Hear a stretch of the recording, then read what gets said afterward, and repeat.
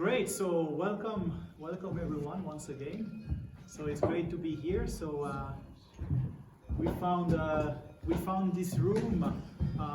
It's almost a bit like the upper room, you know, when we discovered it. And it's not like God told me to follow the man with the jar of water. It's not like that, you know. But we were very happy to find this place, this farm, to welcome us to do the meeting here. And there is two reasons why I really like the weather today, which is a bit different than the weather last time. The first reason is the perfect weather to do fondue.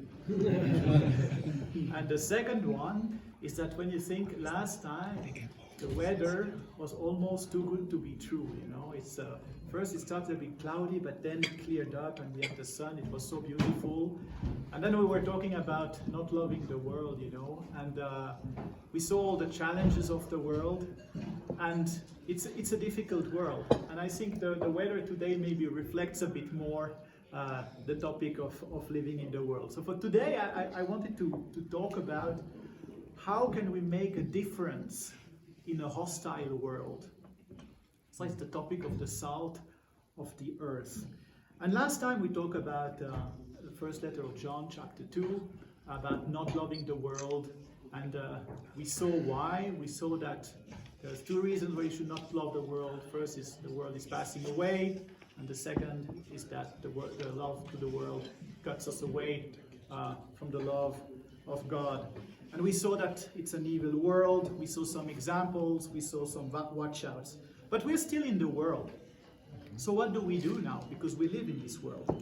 And in the letter, John says it. He says, do the will of God, and you will abide forever. But what's the will of God, really? And how do we do it? So today is not really going to be an exposition of a specific Bible verse like last time.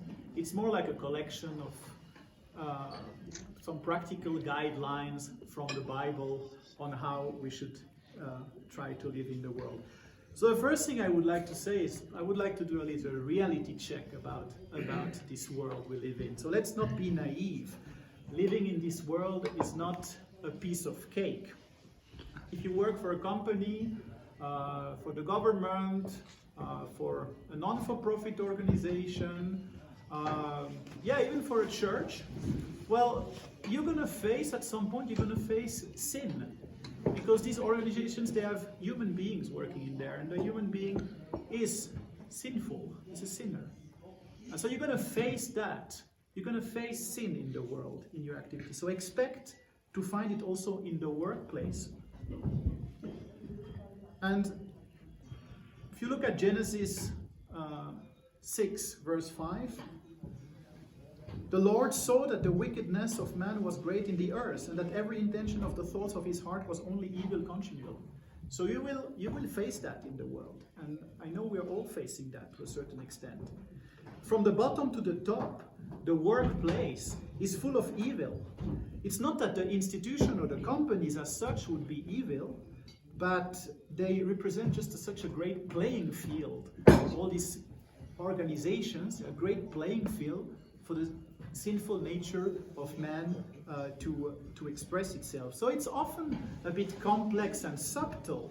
If you work for a company, you might have injustice in the company politics, shady dealings with customers, kickback payments, sloppy procedures, laziness at work, greed, power plays, mobbing. If you've ever faced mobbing, it's very difficult.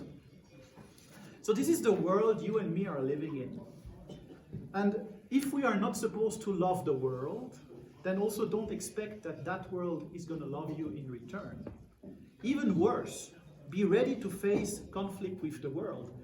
You probably all know this situation where you are in a round with colleagues drinking a beer at work, and they start to make all these bad jokes, you know, with silly jokes, with all possible obscenities, and they're all laughing, you know. And then you think, well, what should I do? Should I also laugh just to be part of it, or should I just be different and not laugh and say I don't like that, you know, and stand out somehow, you know, and be different? And if you do that, probably you're going to face some reaction. People are going to look at you and say, yeah, why are you not laughing? These jokes are funny. Why are you not laughing? And you have it in 1 Peter chapter 4, verse 3. They are surprised when you do not join them in the same flood of debauchery, and they malign you. And in John 15:18, if you were of the world would love you as its own. But because you're not of the world, but I chose you out of the world, therefore the world hates you. So we are in this tension, and you may not like it, but I'm sorry, they are there. The world is not going to like you, and probably the more you want to do the will of God in the world, the more you might face opposition. So I know that's a pretty dark picture that I'm painting here, a bit like the weather today, but don't feel discouraged. So the idea is not to be discouraged about that. What I want to say is that it's okay to be different. It's even biblical to be different. You are actually here in this world to make a difference. It's your mission. You are the salt of the earth. As Jesus says in Matthew 5:13-16, and also this story is repeated in Mark and Luke, you are the salt of the earth. But if salt has lost its taste, how shall its saltiness be restored? And then verse 16, let your light shine before others, so that they may see your good works and give glory to your Father who is in heaven. May your light shine in front of others. And I think that's really a mission for us. But how do we do it practically? I mean, it's sometimes we might be feeling like we are a little island in a sea of evil, like a little grain of salt. But remember how much difference a grain of salt can make. If you put it in a glass of water, you could put a pinch of salt, and the whole flavor of the water is going to change after a little while. So you're going to change the taste of the water. Even if that little grain of salt, no one can see it, and then it dissolves in the water, you cannot really see it with your eyes. But it changes the flavor of the water. So with you being in the world, being different, being that grain of salt, you can change the flavor of this world. But then there's also a warning that I want to bring here, is we should use wisdom and prudence when we do that. We should not be extreme. Matthew 10:16 gives us this warning. Behold, I'm sending you out as sheep in the midst of wolves, so be wise as serpents and innocent as doves. So it's probably not the best idea if you go to your office on Monday and you start talking to everyone and distributing Bible and say, you know what, I'm a Christian, and why don't you join us, come to church, and they start talking to everyone in your company.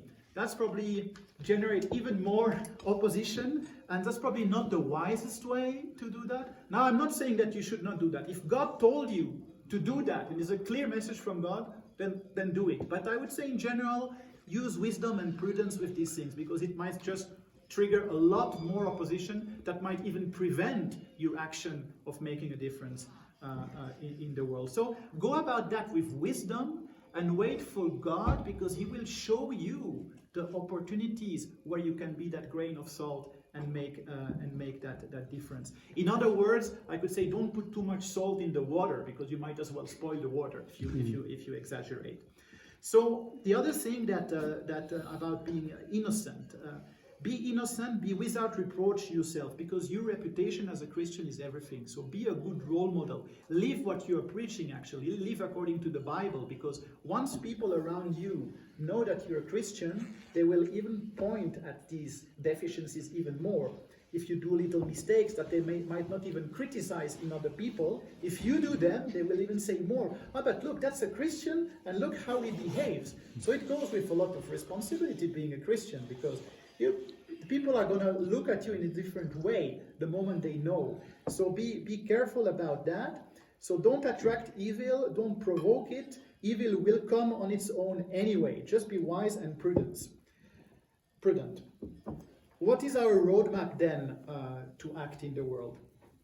So I like to go back to the two greatest commandments that come up in Matthew 22 verse 35, when there is this lawyer going to Jesus, and the lawyers are the worst. I'm a lawyer myself, so I know the lawyer always try to know exactly what is the rule and how you should behave. And there's this lawyer going to Jesus. He says, "Teacher, what is the greatest commandment?" And Jesus said, "Well, The first one is love God with all your heart, all your soul, all your mind. That's the first one. And he gives them a bonus. He gives the second one is love your neighbor as yourself. So there's two things. It's love God, but love your neighbor as yourself. Because by loving your neighbor as yourself, you're showing God's love. That's exactly what we were saying with being the salt of the earth. You can make a difference. Let your light shine in front of others. Let the light of God shine in front of others. So you can make that difference. And don't find, like if you're at work, try to be an ambassador of God's love in the workplace. Try to serve Him, serve your neighbors through your vocation, serve your clients, serve your bosses, serve your colleagues. Yes, even the difficult colleagues, and we might have difficult colleagues and neighbors, not the easy ones. They're the most difficult to love, but serve them also with love. And please don't find an excuse in the evil that others are doing or in the hatred that they show towards you in order not to do your job or not to love them. Yes, it's hard to love people who hate you, but it's something you have to do. And then in Romans 12, verse 9 to 21, you have a great summary of what is really love in action. I'm not going to read through all the verses, but it's really something you should read at home because it contains a lot of good material there. It's about genuine love, abhor what is evil and hold fast to what is good. So I think for us in the workplace, what it means really is to refuse direct participation in evil.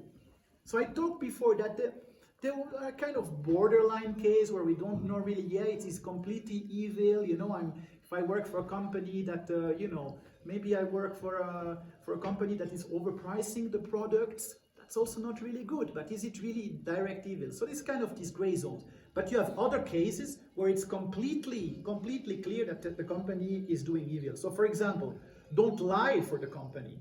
Don't steal for the company. Don't disregard the law for the company. If you're going to breach the law for the company, that's not okay. That's a direct participation in evil. And then in this case, you need to step down. But it's, as I said, it's not always that clear. What about if you're responsible for organizing a sales conference and you decide to do it in Las Vegas? Is it the best place to organize a sales conference?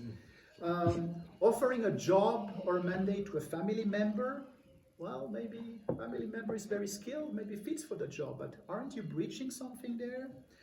Using your influence to get a better personal benefit, like a better office, more budget for your travel, is that okay? Hiring someone because you like her physical appearance, well, she's a very skilled lawyer, but okay, are you hiring her because also she looks good? Or is it something that maybe additionally impacts you? All these kind of gray zones that you face in the workplace. And the other thing is that there will be situations in the workplace where you have to act to protect innocence. There are situations where someone is going to be unjustly treated, and then there are moments where you have to stand up and speak up for these people. When it's in your power to stop evil from happening, then you have to act. There is a saying in German, and we have several German speakers. We say in Swiss German or in German, weg vom Geschütz macht alte Krieger, oder alte Krieger sind weg vom Geschütz. So in English, to translate that is a bit like an old warrior is far away from the bullets. So if you stay away from the bullets, you become an old warrior. That's the only way to survive in the war, is to avoid the fight. And I think that doesn't really apply to Christian businessmen or Christian in the workplace. You cannot just be quiet always and say, okay, I'm going to step out of the fight so I don't face problem myself. There will be moments where you have to stand up and say, look, this is not okay. You don't need to say it's not okay because the Bible says it's not okay, but your example you're going to show at work and your opposition to certain things will make a difference in the world. So that's what I wanted to share with you. And sometimes we can make a difference even without taking a concrete action, just by being ourselves, just by being there for someone, that might need you. And you might not always know that this person needs you. And I just want to finish on a little personal story. A if you allow that. When I was a kid, I didn't grow up in a Christian family. I was growing up very far away from God. And then my parents were going through a divorce, actually, when I was about 8 years old. And the situation was not good at home. And as a kid, I felt that something was wrong. And I would just wake up in the morning just crying. I wake up in the morning, the first thing I do is start crying. And I could not identify what it was. And of course my mom got worried, and parents get worried about that, and something was wrong with me. Of course I was feeling this tension at home. And then my parents, in kind of a last attempt, to save their couple, they said, okay, let's do a new project, let's buy an apartment. Like many couples, they try to do that, let's jump on the last project together. And they did that, they moved, they bought an apartment. It was in the same village, not far away. And we moved there, so it meant for me new apartment, new neighbors, new kids around. And there was this family, living in, this was a house with 6 apartments. And there was this family living just on the floor above us. And very polite family, very, very educated, always very nice, very helpful to everyone. And situation at home was still not good, with my parents. But they sometimes talk, the guy who lives upstairs was an Italian family, He said, the guy upstairs, we heard he used to be a priest, I didn't know what it means. A priest, I was figuring out, a Catholic priest or something. He used to be a priest. And, okay, he had a son also, and I was spending a lot of time with his son, playing playing football, playing tennis and everything, and really a very good boy, very, very polite, very educated, always nice. And one day they came with his father and him, they came to knock at the door and ask, you don't mind if we're gonna buy a drum set for my son because he's playing drums in church. And we're going to install this drum on the floor just above my head. And they came to ask, so polite, to ask about that. And we said, yeah, okay, no problem. And they put some cushions, to make that the drum is not too loud. But then I was hearing this boy always playing, on the drums.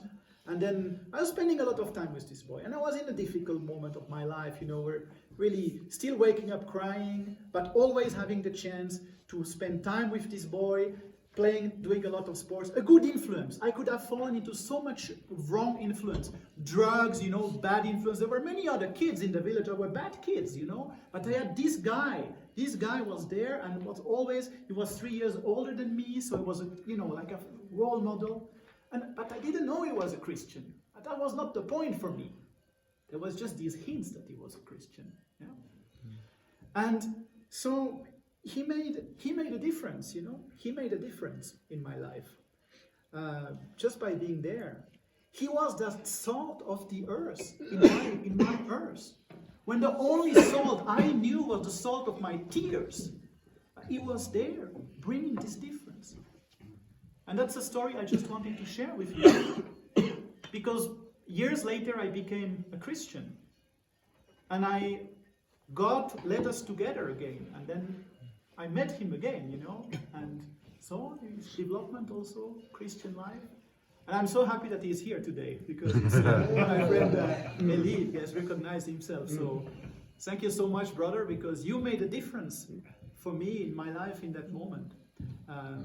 And you didn't have to do anything special. You were just being yourself, playing football with me, being a good influence simply. Protecting me probably from much more evil that could have happened. Because remember that the salt of the earth, the salt you put in the water, changed the flavor of the water. But the salt, when you put it on meat, for example, I have this Spanish ham at home, the salt also serves to preserve. It's a preservative. So, being the salt of the earth, you will also preserve the world from much more evil. So think about that, every day in your family, in your workplace, with your neighbors, you can make a difference, and you're called to make a difference. So that's what I wanted to share with you today. Don't give up. You're making a difference, even if you don't know it. Let God use you as a blessing for your neighbor. Let your light shine in front of others. Amen. Thanks. Great.